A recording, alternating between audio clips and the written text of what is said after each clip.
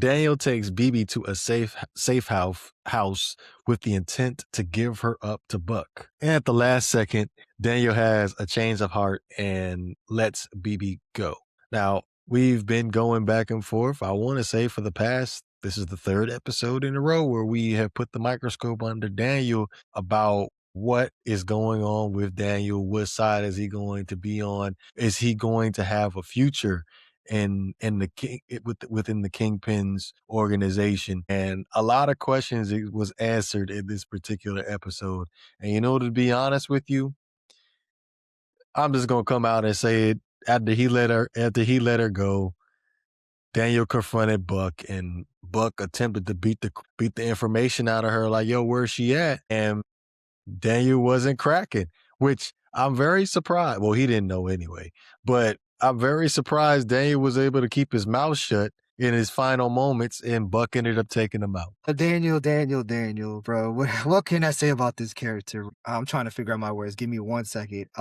I'm very shocked at how he played to his last minutes on this episode. I knew it was coming, that he was going to either have to put himself out there to betray the organization, aka the Kingpin, or he was going to give up BB. And to be honest with you, at first, I could see him giving up BB because he really wanted to be part of Kingpin's empire.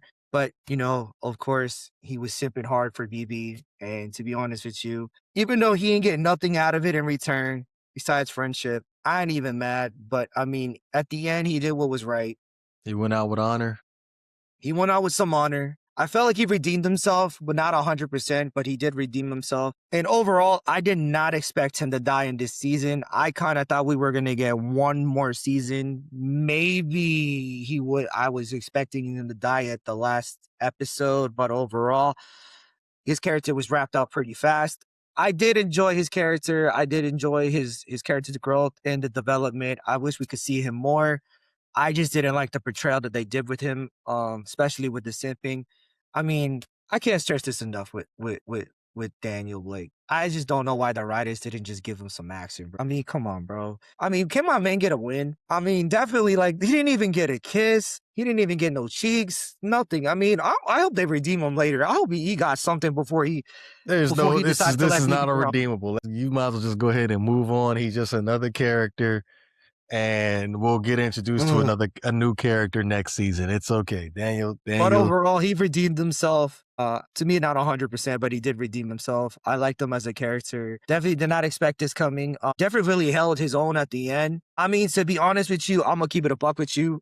No puns intended when I'm talking about Cashman. But I really thought he was going to, I'm not going to say he was going to have an even fight with Buck, but I kind of thought he was going to throw a couple punches and kind of was like, I can do this all day, and then eventually get his ass kicked. But overall, it didn't turn out like... As soft as Daniel was, he is not going to take a couple punches. He's like... Well, I mean, he did take the punches. I thought he was going to give out some punches. I thought he was going to give out some... He ain't fight back. He's like, Buck, no, stop. What you mean? Overall, definitely did not... I definitely thought he was going to get some honor at the end. That's why I can't go say he really redeemed himself 100%. But overall, to talk about Cashman... Definitely can see he didn't want to do it. He saw him like a little brother that he never had. He liked him. He was a friend. And overall, he had to do a job, and he did it. I mean, at the end, this is what the type of business he got into, and he ain't looking back, and he's definitely not going to give it up for somebody like Daniel Blake. So RIP to Daniel Blake. I definitely didn't see him dying off in this episode. And I know a lot of people are going to say that, how do you know he's dead? Because at the end, I mean, he got shot. We specifically didn't get a POV shot of that, but to be honest with you, that was pretty close to the chest, and I don't see him making out of it. And if he did save him, I don't know why Cashman would save him. He's dead. But overall, my thoughts and my opinion, I think he's dead. He ain't coming back. His character is gone, and overall, RIP. And definitely, BB, more power to you, yo. More power to you. Man, please, I don't want to hear that. He did. She made it out. He didn't make it out. She made it out. More power to you. She made it out, but the fact that he could have went with her is the crazy part. Like, what were you expecting to happen when you went to the rendezvous with Buck? I don't know where she's at. Well, he did promise that they were going to escape. And to be honest with you, I don't think she saw him turning the other cheek and turning her into Cashman. It wasn't until the end where I guess at the end of the day, she took his kindness for weakness, and that was a mistake on her part. But overall, I mean, this is where I'm gonna give my true opinion on this. If you just gave some cheeks, he would have saved you. But overall, I digress. It didn't turn out that way, but more power to you, BB. More power to you. You're still alive. Still love you though as your character.